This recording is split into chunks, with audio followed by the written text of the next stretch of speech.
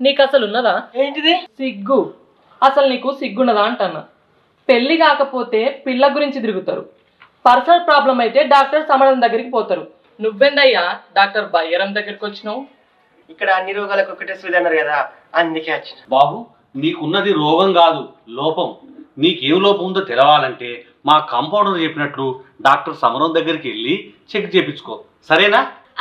Sir మన hospital మీద నమ్మకం పెట్టుకొని వచ్చిండు. 200 రూపాయలు ఫీజు కూడా కట్టిండు సార్. ఎందుకు పంపించారు సార్? ఒక సూదే ఇర్రి. సరే వానికి బీపీ చెక్ చేసి సూదైపో. పా సూదెత్తా.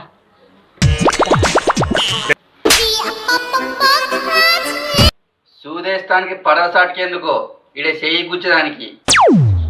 ఆ సూది చేతికేసేది కాదు, తొట్టికేసేది. చేయికే కూస్తానా ఇక దేనికైనా కూస్తానా?